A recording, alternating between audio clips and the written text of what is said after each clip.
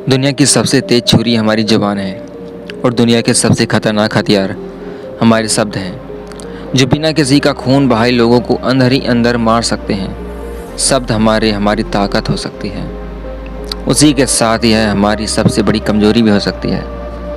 अगर हमें नहीं पता कि कब और क्या और कितना बोलना है, यदि हम सही समय पर सही इरादे के साथ सही शब्दों का प्रयोग करते हैं, तो यह हमें एक सफल व्यक्ति बनाता है। लेकिन अगर हम सही समय पर सही इरादे से शब्दों का इस्तेमाल नहीं करते, तो यह हमारे जीवन को नर्क से बदतर में बना सकता है। तो चलिए जानते हैं एक कहानी के माध्यम से चुप रहकर जीवन को कैसे बदला जा सकता है। जापान में बहुत ही प्रसिद्ध बौद्ध भिक्षु रहा करते थे। उनका नाम रिसाई था।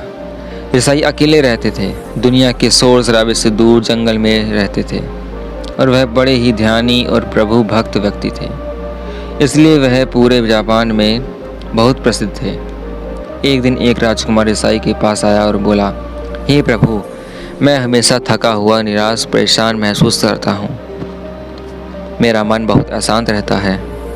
हालांकि मेरे पास सब कुछ है, दौलत, शोहरत, सुख सुविधाएं, जो हर व्यक्ति चाहता है या पाने की चाहत रखता है, लेकिन फिर भी मेरे अंदर इतनी अशांति और चिंता क्यों है। रिसाई ने उसकी बात बहुत ही ध्यान से सुनी और कुछ सोचने के बाद कहा, तुम इस प्रश्न का उत्तर जानते हो, बस तुमने कभी इस प्रश्न को हल करने की कोशिश नहीं की है। रिसाई ने आगे कहा, मैं एक खोज करना चाहता हूँ, क्या तुम मेरा साथ उसमें दोगे। इस खोज के बाद तुम्हारे जीवन में किसी भी तरह की अशांति और चिंता नहीं रहेगी। यह बात सुनकर राजकुमार बहुत ही खुश हुआ। उसने रिसाई से कहा, बताइए मुझे क्या करना होगा।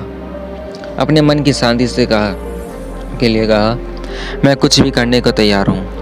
राजकुमार की बात सुनकर रिसाई ने कहा, तो फिर अगले 15 दिन तक मेरे आश्रम में रहोगे और एक सामान्य व्यक्ति की तरह अपना जीवन व्यक्तित्व करोगे।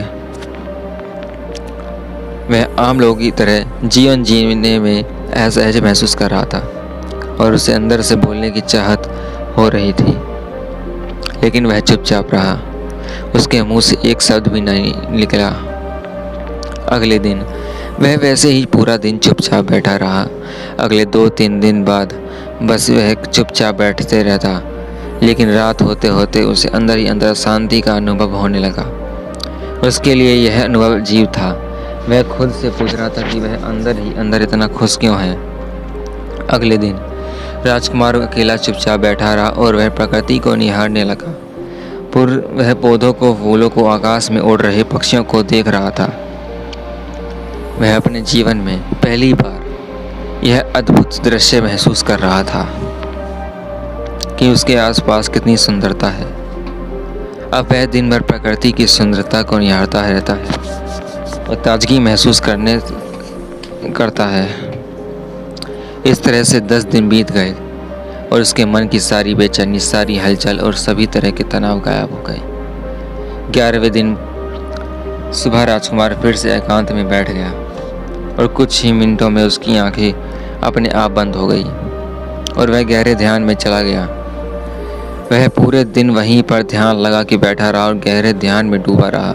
ना कोई शब्द, ना कोई चिंता। राजकुमार भीतर से असीम शांति और आनंद से भर गया था। राजकुमार अपने बाकी के 4 दिन इसी तरह व्यतीत करने के बाद ईसाई के पास गया और उन्हें प्रणाम किया और बोला, हे प्रभु, हे भिक्षु महाराज, मुझे उत्तर मिल गया कि मेरी इतनी उथल पुथल और चिंता क्यों थी। मैं जान गया मेरा मन इतना अशांत और विचलित क्यों था। ईसाई ने मुस्कुराते हुए कहा, बताओ क्या उत्तर मिला तुम्हें। राजकुमार ने कहा, मैं ज़रूरत से ज़्यादा बातें करता था। मैं किसी पर भी अपने शब्द और ऊर्जा व्यर्थ करता था। मैं दिन भर अपने लोगों से फालतू बातें करता था और अकेले में भी उन्हीं लोगों के बारे में सोचता रहता था। ज़्यादातर समय नेगेटिव बातें सोचता रहता था और इस तरह से मैं अपना समय बर्बाद कर देता था। ज़्यादा बोलने और नेगेटिव सोचने से मेरा मन अशांत और बेचैन होने लग गया। इसी वजह से मैं किसी काम को ठीक से नहीं कर पा रहा था, इसकी वजह से हर काम में असफल होने लगा और फिर इन्हीं लगातार मिलने वाली असफलताओं की वजह से ही मैं उदास और चिड़चिड़ा हो गया। इन्हीं सभी चीज़ों के साथ मेरा जीवन बर्बाद हो रहा था। यहाँ पर हुए 15 दिन मेरे लिए पूरी तरह से अलग थे। मुझे कुछ अलग ही एहसास हो रहा है। अब मुझे ऐसा लग रहा है कि मैं जीवन भर पूरी तरह से जी रहा हूँ, लेकिन इसके पहले मैं अपना जीवन गलत तरीके से जी रहा था। जीवन में खुद को जानना और समझना बहुत ज़रूरी होता है, जो मैंने पिछले 15 दिनों में अनुभव किया। राजकुमार की सारी बातें सुनने के बाद रिसाई ने कहा, सिर्फ तुम ही नहीं, दुनिया में ज़्यादातर लोग ज़रूरत से अधिक बोलते हैं। आज भी लोग ज़्यादातर समय केवल दूसरों को नीचा दिखाने के लिए ही बोलते हैं। आज की कहानी यहीं समाप्त होती है। धन्यवाद।